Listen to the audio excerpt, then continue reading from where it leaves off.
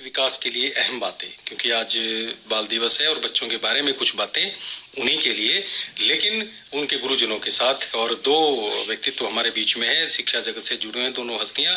सबसे पहले परिचय कराते हैं श्रीमान धर्मदेव जी विद्यार्थी, जो कि डीएवी के एक बहुत बड़े अधिकारी के तौर पे भी और प्रिंसिपल के तौर पे भी जींद से हमारे बीच में आए हैं। तो धर्मदेव जी का बहुत बहुत स्वागत। धन्यवाद जी। दूसरे हमारे शिक्षा जगत की एक और हस्ती है डॉक्टर राजीव अरोड़ा जी। अरोड़ा जी का भी बहुत लंबा कार्यकाल रहा है बच्चों के साथ और शिक्षा जगत से जुड़े हुए हैं। आप दोनों से इस विषय पे आज बात करेंगे। पहले तो धर्मदेव जी, आपका कितना समय रहा है बच्चों के साथ, थोड़ा बताएं। मुझे 44 साल हो गए बच्चों के साथ काम करते हुए जी। और मेरा सौभाग्य ये रहा है कि मैंने हर तरह के एजुकेशनल इंस्टीट्यूशन में काम किया। हर तरह से मतलब? हर तरह के मतलब मैंने लड़कों के गुरुकुल कुरुक्षेत्र में किया। अच्छा जी। कन्या गुरुकुल खरल में किया, लड़के और लड़कियों के गुरुकुल हो गए। हाँ। उसके बाद मैंने डीएवी कॉलेज पुंडरी में काम किया तो अच्छा। कॉलेज हो गया। एडिड स्कूल नरवाना में काम किया तो वो एडिड स्कूल हो गए। उसके बाद मैं पब्लिक स्कूलों में आया और पब्लिक स्कूल में भी रेजिडेंशियल में भी काम किया मैंने और डे स्कूल में भी काम किया जी। और आजकल मैं यूनिवर्सिटी की गवर्निंग बॉडी में भी हूँ और सरकारी स्कूल में मैं पढ़ा हूँ। पढ़े हैं तो छोटे बाल्यकाल से लेकर के और वयस्क और बड़े होने तक के बच्चों का अनुभव आपके पास है जी। बात करेंगे आपसे इस बारे में, कुछ जानते हैं कुछ राजीव अरोड़ा जी से। जी, आपका अपना क्या अनुभव रहा है अब तक का शिक्षा जगत में बच्चों के साथ विशेष? तो मैं लगभग 31 वर्ष से इस क्षेत्र में हूँ जी। मैं ये मानता हूँ कि बच्चों में असीम प्रतिभाएं हैं, उनको धैर्य से सुना जाए, उनकी बात पूरी की पूरी जो है एक बार ग्रहण की जाए, पकड़ी जाए, उनका कारण जाना जाए और फिर उनको धीरे धीरे आप अपनी नई शेप, नया आकार मोबिलाइज कर सकते हैं, उनको प्रेरित कर सकते हैं। तो बच्चों के साथ एक बार तालमेल बनाने के लिए उनके स्तर तक आना जरूरी है। जब आप उनके स्तर तक आ जाएंगे फिर आप उनके बारे में सब कुछ जान जाएंगे और जब जान जाएंगे तो फिर धीरे धीरे आपको उनको प्रेरित करने में सहजता मिलेगी। देखिए, आपने एक बात कही कि बच्चों के स्तर तक आना, तो इसमें धर्मदेव जी बड़ा एक अहम सवाल है कि हम अक्सर अपनी शिक्षा और अपना एक रुतबा या उसमें एक मद में रहते हैं। क्यों नहीं हम बच्चों के स्तर तक जाकर के उनके मानस को टटोल के उनके बचपन का जो एक उनका स्वभाव है उसको पढ़ करके उसके हिसाब से अपने तैयार करें? बिल्कुल ठीक बात है जी कि बच्चे का व्यक्तित्व अगर आपने निखारना है, हमें उसके स्तर पर जाकर उसकी बातों को समझना होगा, उसकी भावनाओं को समझना होगा, उसकी इच्छाओं और अपेक्षाओं को समझना होगा। आमतौर पर पेरेंट्स भी ये गलती करते हैं कि पेरेंट्स जब बच्चे को देखते हो अपने एंगल से देखते हैं। वो ये भूल जाते हैं कि मैं खुद 40 साल का हूँ, मेरा बच्चा 4 साल का है। जनरली हमारे पास भी आते हैं पेरेंट्स, आकर कहते हैं जी बच्चा ये बिहेव करता है, ये बिहेव करता है। तो हम उसे कहते जब आप बच्चे थे तब आप कैसा बिहेव करते थे, वो नहीं याद करते लोग और सारा कंफ्यूजन इसी बात पर रहता है और यहीं से फिर गलती शुरू हो जाती है कि बच्चे पेरेंट्स जो हैं वो अपनी इच्छाओं को बच्चों पर थोपने लगते हैं और अपना जो चश्मा है वो चश्मे से बच्चे को देखते हैं कि मैं ऐसा चाहता हूँ, ऐसा बने। उसमें फिर बच्चे का अपनापन कहीं छूट जाता है। यानी बच्चा कहता है कि माँ बाप कहते हैं मेरी सुनो, और आसपास के कहते हैं मेरी सुनो, स्कूल में कहते हैं मेरी सुनो, मेरी कोई नहीं सुनता, बच्चे की कोई नहीं सुनता कि मैं क्या चाहता हूँ। जबकि बच्चे की सुनकर ही उसका व्यक्तित्व बनना है। लेकिन क्योंकि प्रोडक्ट तो बच्चा है ना, बनना बच्चे ने, हम तो जो बनने थे, टीचर ने जो बनना था बन लिया, पेरेंट्स ने जो बनना था वो भी बन लिया, अब तो बच्चे को बनाना ना। लेकिन दोनों ही ये भूल जाते हैं। तो बच्चे को सुनना, बच्चे को धैर्य से उसकी संवेदनाओं को और उसके साथ सहानुभूति से भावनाओं की रुचि को, उसकी रुचियों को खास तौर पर उसके अनुसार हमें अपना सिलेबस भी डेवलप करना और अपना व्यवहार भी उसी अनुसार बनाना है। उससे मिलती जुलती बात बिल्कुल मैं रखना चाह रहा था, इजाजत हो तो? स्वागत है। कई बार हम बच्चों की तुलना कर बैठते हैं। ये बात तो आप और हम सब सभी मानेंगे, सारे के सारे सचिन तेंदुलकर नहीं हो सकते, सारे के सारे बबीता फोगाट नहीं हो सकते।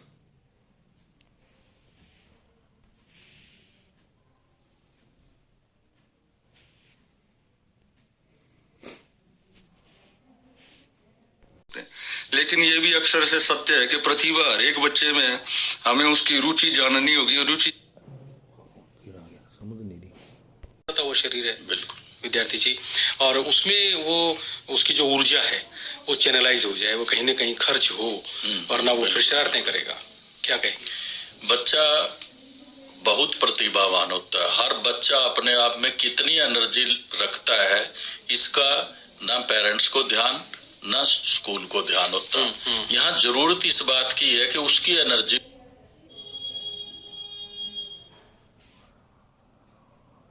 आज के इस दौर में, लेकिन ये बताना पड़ेगा कि इतनी देर मोबाइल चलाना है, इतनी देर खेलना है, इतनी देर पढ़ना है। टाइम मैनेजमेंट उसके लिए जरूरी है, तभी बच्चे का शारीरिक भी बौद्धिक भी विकास हो पाएगा। और इसके लिए सबसे बढ़िया जगह स्कूल है।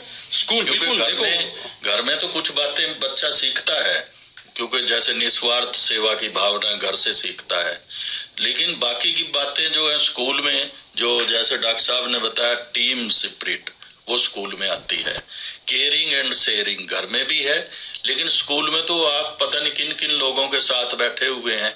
वहाँ केयरिंग और शेयरिंग जब आप करते हैं तो आपके अंदर राष्ट्रीयता की और सामाजिकता की भावना आती है, पॉजिटिविटी के साथ आती है। वही उसी चीज की आवश्यकता है विद्यार्थी जी। अब बौद्धिक विकास की बात आपने करी है, तो बौद्धिक विकास के अंदर बच्चा इतना सजग हो, ये मेरे गुरु है, ये मेरे माता पिता है, ये मेरे रिश्ते में काका है, ताऊ है, या जो भी उसके रिश्ते संबंध हैं, उसके प्रति उसका आदर भाव बने, उसकी एक मर्यादाएं जो है उसको पता हो, तो ये भी कहीं ना कहीं एक शिक्षक से ही उसको मिलता है। अरोड़ा जी जी बिल्कुल। दरअसल अभी प्रार्थना में बहुत सारे स्कूल, लगभग मैं मानता हूँ शायद सभी स्कूल आजकल प्रार्थना में विशेष फोकस कर रहे हैं, सिर्फ इसीलिए कि बच्चों में कैसे नैतिक शिक्षा दी जाए, उनका मनोबल अच्छा रखा जाए, उनका चरित्र विकास किया जाए, चरित्र को एक दिशा दी जाए। तो मैं ऐसा मानता हूँ कि सभी स्कूलों में ही प्रार्थना होती है, भगवान का नाम होता है, फिर आज का विचार, और फिर उसके बाद न्यूज का भी एक बार एनालिसिस, भाई न्यूज का आज का क्या ताजा खबर है उसका विश्लेषण भी होता है। और फिर साथ साथ कई स्कूल्स में हिंदी या संस्कृत के अध्यापक या कोई भी और वो किसी ना किसी महापुरुष के प्रेरक प्रसंग जरूर बताते हैं। बहुत अच्छी बात है। बच्चों को कहानियों से एक नेचुरली लगाव होता है। पहले दादा दादी नाना नानी पास गर्मी की छुट्टियों में जाते थे, आप अपना बचपन याद करें तो हम पाएंगे जी रात को बड़े नानी के पास या दादी के पास बैठ के कहानियां सुनते थे। एक एक कहानी कई दिन में खत्म होया करती थी, और उससे हमें कहीं ना कहीं अपनी इमेज बना लेते थे, कल्पनाशीलता विकसित होती थी, और वो कल्पनाशीलता ही है जो हमें नई नई खोज के लिए, नई नई इनोवेशन के लिए प्रेरित। सही बात है, सही बात है।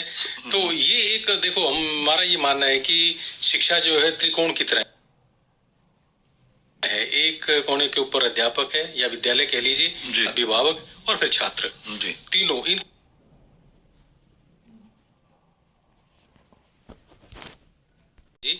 इनमें सबसे ज्यादा इम्पोर्टेंट तो ये देखना कि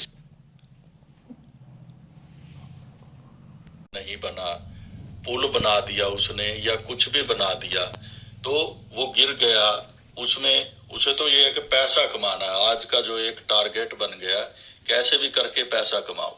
डॉक्टर है वो भी सोचता है पैसा कमाए, तो पैसा किस काम आएगा, उसको किस तरह से यूटिलाइज करना है, ये नैतिक आधार उसे मिलना चाहिए। और उसके लिए देखो, जब हम शिक्षकों की बात करते हैं तो पहले जो शिक्षक है, आप अरोड़ा जी कह रहे हैं कि अपने दिन याद करो, हम भी याद करते, अपने गुरुजन आप भी याद करेंगे, तो वो एक रोल मॉडल हुआ करते हमारे लिए, आज भी हैं। हाँ बिल्कुल, ठीक है ना। तो शिक्षक का भी एक वैसा ही चारित्रिक रूप से सुदृढ़ होना और उसका एक उतना मर्यादित होना, वो भी जरूरी है आज के दौर में। बिल्कुल, शिक्षक का व्यवहार तो दर्पण का काम करता है जी। हाँ, ऐसे ही माता पिताजी का व्यवहार दर्पण का काम करता है। सही है। माँ जी पिताजी खुद अगर 2-2, 3-3 घंटे मोबाइल चलाएंगे तो बच्चों को कैसे रोक पाएंगे जी। उदाहरण तो अपना ही देना होगा। सिर्फ एक मोबाइल ही नहीं, और भी कई कारण हैं। बिल्कुल जी, बिल्कुल। परिवार के अंदर आपसे सामंजस्य है, बड़ों का सम्मान हम कैसे करते हैं, बच्चा देखता है उसको, बिल्कुल जी, ठीक है ना, वो भावनाएं उसके अंदर पनपे, उस तरह का परिवेश उसके अंदर आए, ये मेरा दादा है, दादी है, ये मेरे बड़े हैं। और ये जो 3 बिंदु आपने बताया ना, ये तीनों में सामंजस्य हो बहुत जरूरी है। वो नहीं है कि भाई एक टीचर और गुरु शिष्य मिलकर ही चला लेंगे सारा काम। अब पेरेंट्स की भी उतनी ही अनिवार्यता है जितनी टीचर की है। अब माँ बाप तो बच्चों को स्कूल भेज के निश्चिंत हो जाते हैं विद्यार्थी जी के, बस अब तुम्हारा काम है जी, गुरुजन तुम बनाओ, बच्चे को क्या बनाना है, हमने तो भेज दिया, हमसे फीस ले लो।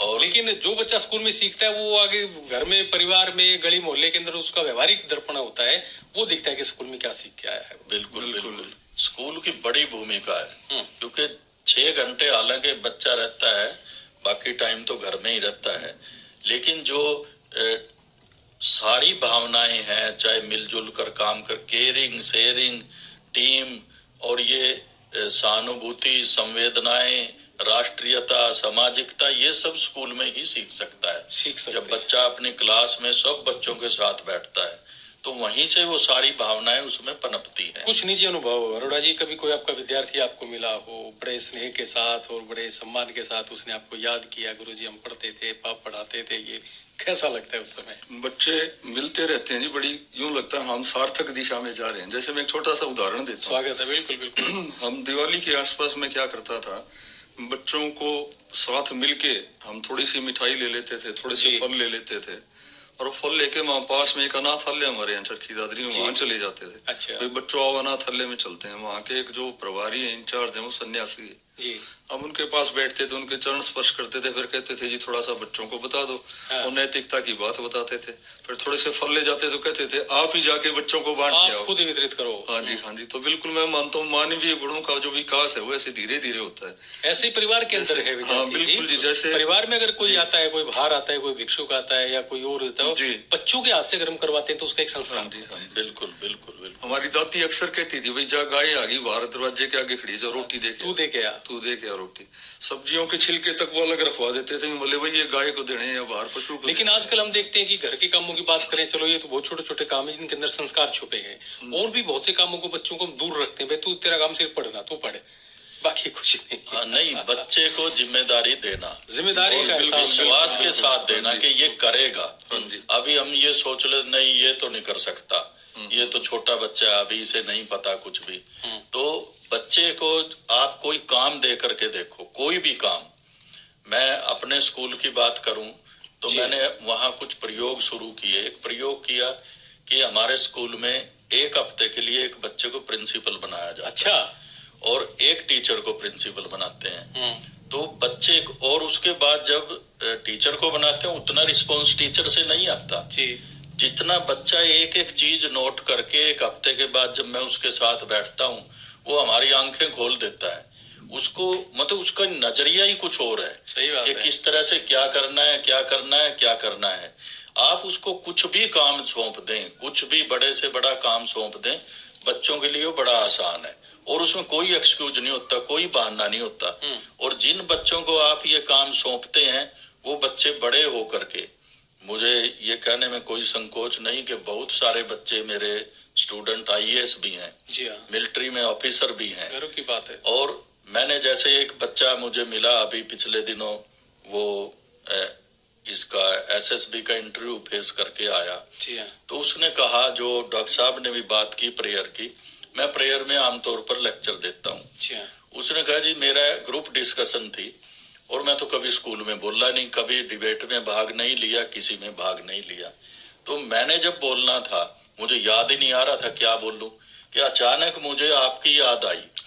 और जैसे ही मुझे ये याद आया कि वे सर आते हैं और वो तो बिना किसी तैयारी के किसी भी टॉपिक पर बोल देते हैं, कि एकदम से जैसे मुझे करंट लगा और मैंने बोलना शुरू किया। मुझे कहता आज भी नहीं पता कि मैं क्या बोला, लेकिन उसके बाद जो उस्ताद जी थे वहाँ, उन्होंने बताया कि आप बहुत बढ़िया बोले, बहुत बढ़िया। आज वो बच्चा मेजर है। चलिए देखिए, यहाँ गर्व होता है कि भी हमने बच्चों को सही दिशा दी। अब कुछ बातें और हैं इसके सारांश के रूप में अगर हम कहना चाहें कि कुछ और ऐसी गतिविधियां हैं जिनके अंदर बच्चों को जरूर, NCC हो गई, NSS हो गया, या कुछ स्काउट है, स्काउट एंड गाइड का जो है, तो ये चीजें ऐसे हैं जो बच्चों को बहुत अलग नजरिया देते हैं। बिल्कुल बिल्कुल। इसके अलावा स्कूल में भी जो सांस्कृतिक और खेल की और बाकी जो बौद्धिक प्रतियोगिताएं होती है ना जी, उनमें भी बच्चों को बढ़ चढ़ के भाग दिलाना चाहिए जी। वो भी कहीं ना कहीं एक बड़ा मॉडल रोल निकालो, बच्चों को बाहर निकालिए क्लासरूम से। देखिए अपॉर्चुनिटी जितनी आप बच्चों को देंगे, मैक्सिमम बच्चों को देंगे जी।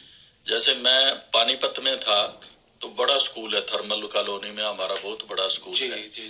22 साल से था। मैंने वहां जाकर के पता किया कि कितने बच्चे, वहाँ स्विमिंग भी थी, वहाँ हॉर्स राइडिंग भी थी, हर तरह के स्पोर्ट्स थे। तो 22 सालों में कितने बच्चे नेशनल पर गए, कितने इंटरनेशनल पर गए, पता लगा कोई नहीं गया। मैंने वैसे भावुकता में आके प्रेयर में कहा कि जो बच्चा नेशनल में जाएगा, इंटरनेशनल में जाएगा, हम उसे 1 लाख रुपया देंगे। अच्छा। ये स्कूल के लिए पॉसिबल नहीं था, ना मेरे लिए था, लेकिन मैंने सोचा 22 सालों में कोई नहीं गया तो अब कोई क्या जाएगा। लेकिन 1 साल पूरा होते होते मेरे पास 13 बच्चे आ गए कि लाओ जी 1-1 लाख रुपए दो, नेशनल से जीत आए हैं। मुझे मीटिंग बुलानी पड़ी और मैंने कहा जो कसूर तो मेरा ही है, मैंने बच्चों को मोटिवेट करने के लिए कहा था। तो बच्चे को पहले अपॉर्चुनिटी जैसे नहीं मिली थी उन्हें, अब अपॉर्चुनिटी मिली। खेल का स्तर तो वही था जो ठीक था। बात है, ठीक तो बात है। अपॉर्चुनिटी देना स्कूल की सबसे बड़ी बात है। कहाँ जिम्मेदारी है उसकी, और उसी अपॉर्चुनिटी से कुछ बच्चा जो है वो कर जाता है जीवन में, जो हम कल्पना भी नहीं कर सकते। हमारा बच्चा युजविंदर चहल है जी, जींद जैसी जगह में, वो आज क्रिकेट में नामी गिरामी नाम है। और देखो ऐसा जो चेस में भी चैंपियन रहा जी, क्रिकेट में भी चैंपियन रहा जी। और जींद जैसी जगह से हमारे स्कूल से LKG से +2 तक पढ़ा वो, तो निकल के कहाँ का कहाँ पहुंच गया। बिल्कुल, ऐसे बहुत से छुपे होते हैं जिनके अंदर जरा सा अगर उसमें कोई मोटिवेट कर दे, अपॉर्चुनिटी मिली, अपॉर्चुनिटी, और वो विद्यालय से मिलेगी, परिवार से मिलेगी, समाज से मिलेगी, तभी बच्चा जो है एक अच्छा व्यक्तित्व विकास उसका हो सकता है। बहुत बहुत धन्यवाद करते हैं हम धर्मदेव जी विद्यार्थी का और राजीव अरोड़ा जी का इस बातचीत में हिस्सा लेने के लिए। आप दोनों आए और अपना विचार रखे। बहुत धन्यवाद। नमस्कार। तो विनय भाई, हाँ संपूर्ण भाई, तो ये बातचीत थी कि भी बच्चों के व्यक्तित्व के विकास में जो अहम बातें हैं, हाँ तो शिक्षाविद थे, और इनका एक बार फिर से धन्यवाद करते हुए बिल्कुल। आप एक भजन सुनाते हैं भाइयों को, कलाकारों के